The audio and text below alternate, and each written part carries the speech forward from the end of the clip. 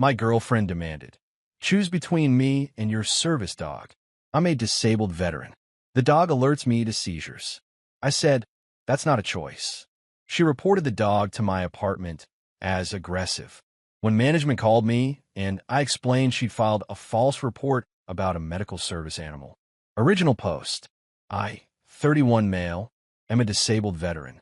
Got out of the Army about 4 years ago after a TBI from an IED left me with a seizure disorder. Not the kind where you just space out for a second, the full tonic-clonic kind. The ones where you wake up on the floor with a bitten tongue and no idea what year it is. I've had 3 concussions just from hitting furniture on the way down before I got my service dog. My dog is a 70-pound lab mix. She's been with me for almost 3 years. She was trained through a veteran assistance program, and she is, without exaggeration, the reason I can live alone. She alerts me anywhere from 2 to 15 minutes before a seizure hits. I don't fully understand the science, something about changes in my scent or behavior, but she has never missed one. Not once. When she paws on my leg and does that specific whine, I know I've got minutes to get somewhere safe, lie down, and ride it out. She has literally saved my life. I started dating my girlfriend about 8 months ago. She knew from date 1 that I had the dog. She knew why. I showed her the dog's vest, explained the alerts, the whole deal. She said she was totally fine with dogs, and even called it sweet that the VA helped me get her. Things were good for a while. She'd come over, we'd cook dinner, watch movies, normal stuff. But around month 5, things started shifting. Little comments at first. Does she have to be in the room while we eat? Yes. Can you put her in the other room when I sleep over? No. I just feel like she's always watching me. She's watching me, actually, because that's her job. Then it got worse. She started saying the dog made her anxious, that the dog was too clingy with me, that it was weird how the dog followed me everywhere. I explained again that the dog is a medical device with fur. That's not me being cold. That's literally how my neurologist describes her. She is a living, breathing seizure alert system, and I need her within range to do her job. About 6 weeks ago, my girlfriend hit me with the ultimatum. We were sitting on the couch, and she just paused the show and turned to me. I need to talk to you about something serious. Me? Okay. I think you need to rehome the dog. I actually laughed. Not to be mean. I genuinely thought she was joking. Me? Yeah, sure, I'll also rehome my left kidney while I'm at it. I'm serious. I've been reading online, and there are medications that control seizures. You don't need the dog anymore. It's affecting our relationship. Me? I'm already on 2 anticonvulsants. The dog is an additional layer. My neurologist specifically recommended. You're choosing a dog over me. Me? I'm choosing not to die on my bathroom floor, actually. So that's your answer? The dog stays, and I just have to deal with it. Me? That's not a choice. You're asking me to give up a medical accommodation. You wouldn't ask a diabetic to throw away their insulin pump because it's not cute enough. She left that night, slammed the door hard enough that my dog actually startled, which she almost never does. I figured she needed to cool off, and we'd talk later. Annoying, but couples argue, right? Wrong. So wrong. 3 days later, I get a call from my apartment management office. The property manager, who I've had a great relationship with for 2 years, sounded uncomfortable. She said they'd received a complaint that my dog had lunged aggressively at another resident in the hallway and that the dog was a danger to the community. My stomach dropped. Me? Who filed the complaint? I can't disclose that, but I need to let you know we're taking it seriously. We may need to discuss your pet situation. Me? She's not a pet. She's a trained psychiatric and medical service animal. I have documentation from the VA, from my neurologist, and from the training program. She's covered under the ADA and the Fair Housing Act. Dead silence on the phone. Me? Also, and I want to be very clear about this, my dog has never lunged at anyone. She's trained to ignore other people entirely. She doesn't react to strangers. That is literally part of her certification. Whoever filed this complaint filed a false report about a federally protected service animal. The property manager's tone changed immediately. She asked me to come to the office with my documentation. I brought everything. The VA letter, the neurologist's recommendation, the training program certification, the dog's task list, the whole binder. Yes, I have a binder. The VA told me to keep one because stuff like this happens more than you'd think. The property manager reviewed everything, and her face just slowly fell as she realized what had actually happened. She told me, carefully without naming names, that the complaint described a large aggressive pit bull mix that had snapped at a woman in the third-floor hallway. My dog is a lab mix. She's golden-colored. She is visibly, obviously not a pit bull. I live on the second floor. The description didn't match my dog at all. It matched nothing about my actual situation. It was fabricated from top to bottom. I asked the property manager directly, was this complaint filed by a resident or by a guest of a resident? She paused and said, it was filed by someone who identified themselves as a frequent visitor to the building. Yeah, it was my girlfriend. I didn't flip out. I didn't yell. I just sat there for a second and felt this weird calm wash over me. The kind of calm that comes when you realize someone you trusted just tried to take away the thing keeping you alive. I told the property manager I'd like to file a counter report documenting that a false complaint was made against a protected service animal. She agreed. I also asked if she'd be willing to note in writing that the physical description in the complaint didn't match my dog. She said she would. Then I went home, sat on my couch, and my dog put her head in my lap like she always does, and I just sat there for about an hour trying to figure out how someone I'd been sleeping next to for 8 months could do something that reckless and cruel. I texted my girlfriend one message. I know what you did. We're done. Do not contact me. She responded with, you're seriously breaking up with me over a dog? I didn't respond. I blocked her number. That was 4 days ago. Here's where I need advice. A buddy of mine who's a paralegal told me that filing a false report about a service animal could actually have legal consequences. Some states have specific laws about interfering with service animals. He also said what she did could be considered a form of housing harassment since she tried to get my medical accommodation removed through a lie. I'm thinking about at least consulting with a lawyer. But part of me just wants to move on. She showed me who she is. Isn't that enough? Am I overreacting by even considering legal action? Or is this one of those situations where I need to do something to protect myself and my dog going forward? Update 1, 5 days later. All right, I didn't expect the first post to get the traction it did, but here we are. A lot has happened in the past few days, and honestly, I'm still processing some of it. I'll try to keep this organized. First, the legal stuff. I took the advice from the comments and called a disability rights attorney. Not the most expensive one in the phone book, just a guy who does ADA and fair housing cases. Free consultation. I explained the whole situation and he got real quiet and then said something that stuck with me. What she did isn't just a relationship problem. She attempted to interfere with your medical accommodation through fraud. That's a different category of behavior. He walked me through a few things. In my state, knowingly filing a false report about a service animal is a misdemeanor. It's not some heavy felony, but it's on the books specifically because people pull this kind of thing more than anyone realizes. He also said the fair housing angle was strong because she deliberately tried to get my housing provider to remove my service animal through a fabricated complaint. That's textbook housing discrimination by proxy. He recommended I file a formal complaint with the apartment complex, done, keep all documentation, done, binder gang, and consider filing a report with local animal control to get ahead of any future false reports. I did that too. The animal control officer was surprisingly helpful. She came out, met the dog, watched her work, reviewed the certification documents, and made a note in the system that the dog is a certified service animal with no history of aggression. She said it was smart that I came in proactively because, her exact words, we see vindictive reports all the time and having this on file protects you.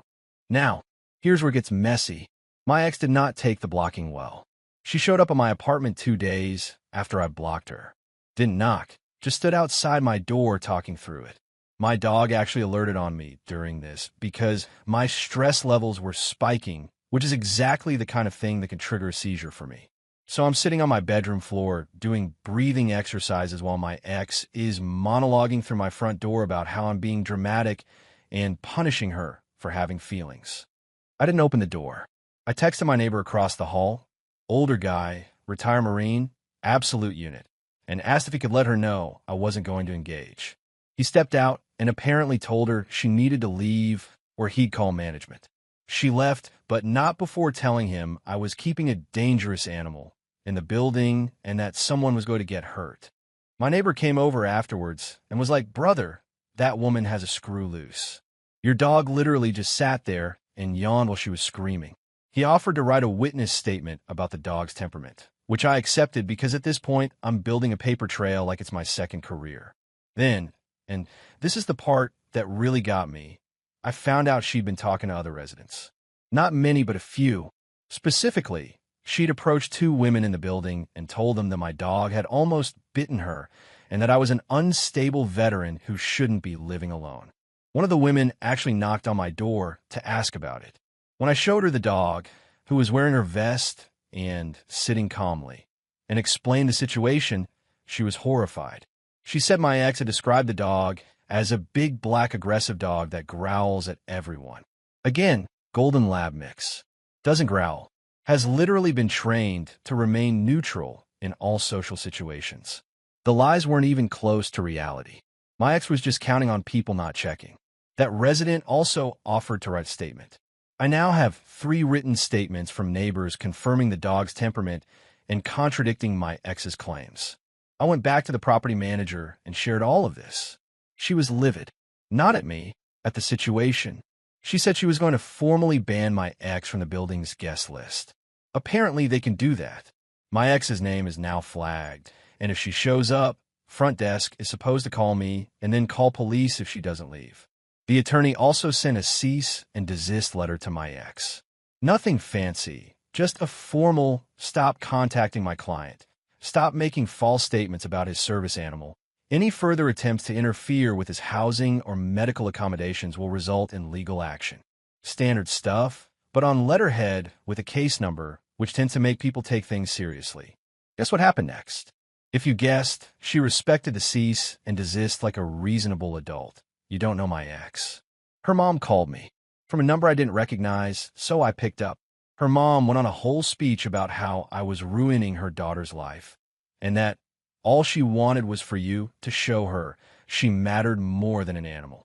I let her finish and then said, Ma'am, your daughter filed a false report about my medical service animal, attempted to get my housing accommodation revoked, showed up at my door uninvited after I ended the relationship, and has been telling my neighbors I'm an unstable veteran with an aggressive dog. None of those things are the behavior of someone who just wanted to feel important." Long pause. Her mom, "She told me you were neglecting her for a pet." Me, "I have a seizure disorder. The dog detects seizures before they happen. Without her, I end up on the floor with potential brain damage. Your daughter asked me to get rid of the thing that prevents that. When I said no, she tried to force the outcome by lying to my landlord. That's not a relationship issue. That's dangerous." Her mom got quiet. Then she said something like, "Well, she's very upset." And I said, "I understand that, but being upset doesn't give someone the right to put my health at risk." She hung up. Haven't heard from her since. I'm not going to lie. This has been rough. Not because I miss the relationship. I don't. But because every time I look at my dog, I think about how close my ex came to actually causing real damage. If the property manager had been less professional, if she'd just taken the complaint at face value and told me to remove the dog, I could have lost my housing or been forced into a situation where I'm having seizures with no alert system. People have died from that. That's not hypothetical. My buddy, who's a paralegal, is also helping me look into whether the statement she made to residents, calling me unstable and implying I'm dangerous, could constitute defamation. It's a high bar, but given that she specifically used my veteran status and disability to paint me as a threat, there might be something there. I'm not trying to bankrupt anyone. I just want it documented, and I want her to understand that actions have consequences. More updates to come.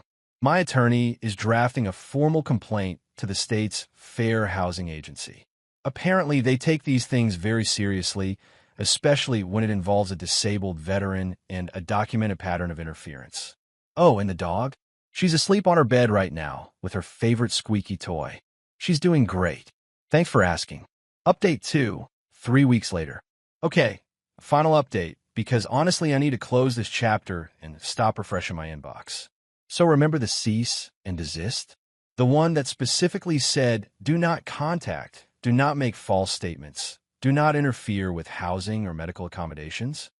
My ex violated it. Twice. First, she created a fake email account and sent a message to my apartment complex's general management inbox. The email claimed to be from a concerned neighbor and stated that my dog had been barking aggressively at all hours and had charged at a child in the parking lot. There was no child. There was no barking. There was no charging. My dog sleeps through thunderstorms. She's the most boring animal on earth, and I say that with love. Here's the thing about my ex. She's not as clever as she thinks she is. The fake email was created with a name that was clearly made up, but the writing style, the specific complaints, the detail about the third-floor hallway, again, it matched the original complaint almost word for word. My property manager flagged it immediately and forwarded it to my attorney. Second violation. She apparently went on a local community social media group, one of those neighborhood watch-type pages, and made a post warning people about a dangerous dog in my apartment complex. She didn't name me directly, but described the building, the floor, and the dog in enough detail that several people figured out. One of them was my neighbor, the retired Marine, who screenshot everything and sent it to me. The post got some traction before the moderators took it down. A few people commented stuff like, OMG, that's terrifying, and why do they allow aggressive dogs? But a couple of people who actually live in the building pushed back with, I've seen that dog, and it's the calmest animal I've ever met. And this sounds like a personal vendetta, not a safety concern. The internet can be decent sometimes.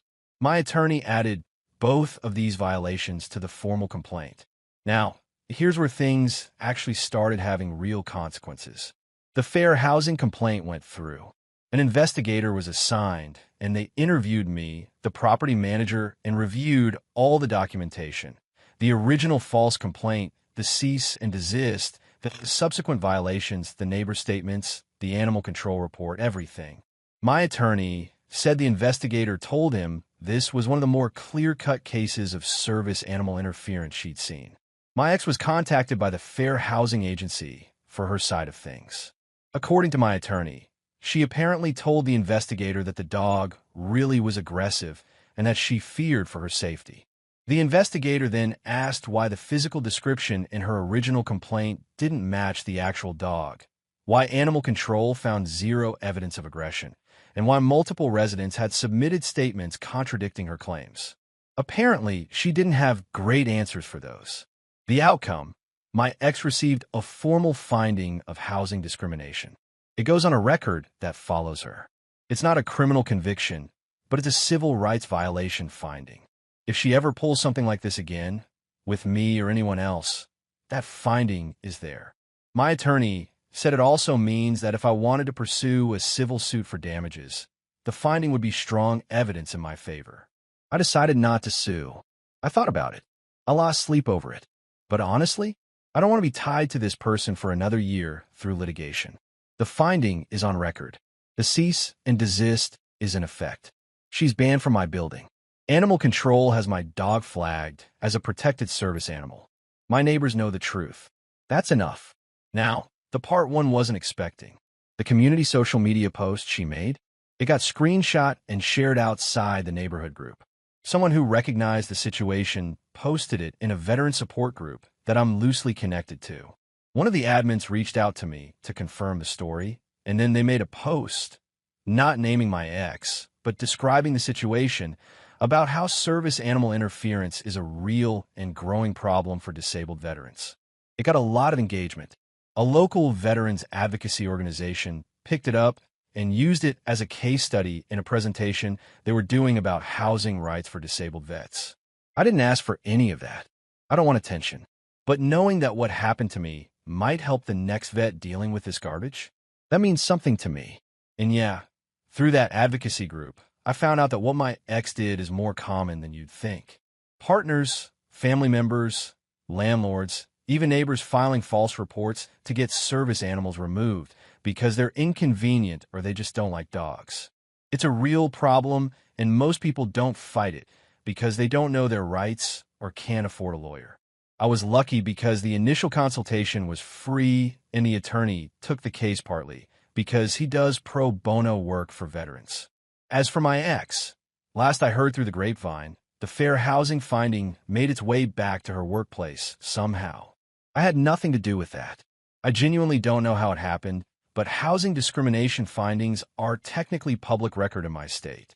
Her employer is apparently a company that does government contracting, and they take civil rights compliance very seriously for obvious reasons.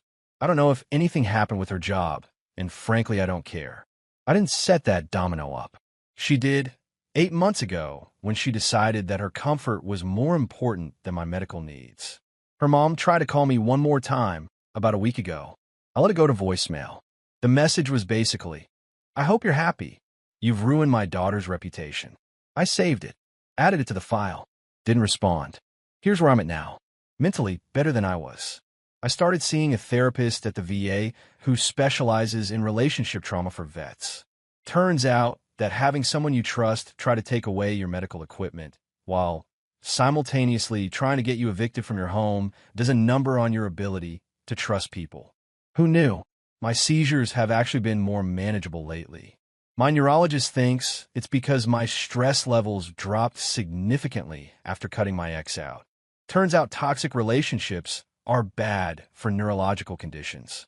Groundbreaking medical discovery, I know. The dog is perfect. She alerted me twice this month. Both times I was able to get to a safe position before the seizure hit. No falls, no injuries, no trips to the ER. She's currently lying on my feet while I type this. She gets a new toy every week because she deserves it and nobody can tell me otherwise. To everyone who commented on the original post telling me to protect myself legally, thank you. I almost didn't. I almost just walked away and let it go. But you were right. If I hadn't documented everything, if I hadn't filed with animal control proactively, if I hadn't gotten the attorney involved, my ex would have just kept escalating. People like her don't stop when they feel like they're losing. They push harder. The only thing that stops them is a wall they can't push through. And that wall is documentation, legal protection, and people who are willing to back you up. If you're a veteran with a service animal and someone is giving you trouble about it, document everything. Contact your local disability rights organization. File with fair housing. You have more protection than you think. Don't let anyone, not a partner, not a landlord, not some random person who doesn't like dogs, convince you that your medical needs are negotiable. They're not. I'm done with this chapter. Forward is the only direction that matters. And to my dog, you're the best girl. You're always going to be the best girl. No one's ever taking you from me. That's it. That's the post.